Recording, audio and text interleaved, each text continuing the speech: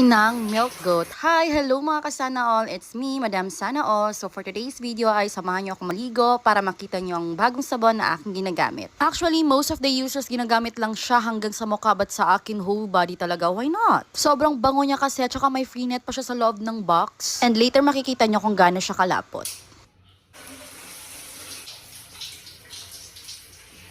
So kung napapansin nyo, inuna ko muna ang aking buhok kasi hindi pa pwedeng basahin ang aking kilay. In fairness sa buhok ko, second time pa ako nagpabalayage nito kasi nung unang experience ko, Diyos ko, nung naligo na ako, sobrang tigas ng buhok ko. Kaya medyo may trauma ako alight sa balayage. Pero nung sinubukan sa akin nung salon sa Jensen, Diyos ko, maganda ang kulay, ang naging result. At sinigurado kong hindi muna gumamit ng shampoo, conditioner muna para naman shine siya. Tapos na-achieve din yung kulay gray na gusto ko sa buhok ko. So ayan, eto na nga yung sabon. O, diba malapot?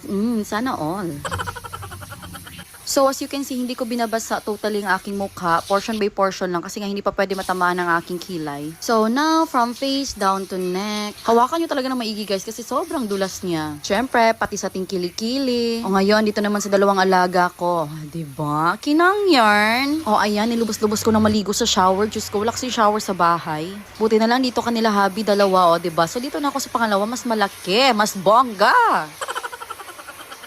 Guys, afford na afford nyo yung sabon ha. 200 lang yan or you can buy 500 pesos, 12 pieces. O diba, bongga? May lotion din yung kasama pero syempre hindi ko pa pinakita dahil dapat separate video sila, of course. Also, abangan nyo din ang aking isang set ng skincare pang gabi. Of course, magandang effect yun dahil trending na trending yung sa Facebook and sa TikTok. Kaya wag na kayong pahuhuli. So, yon ilalagay ko lang sa yellow basket and sa link sa caption. Bye-bye!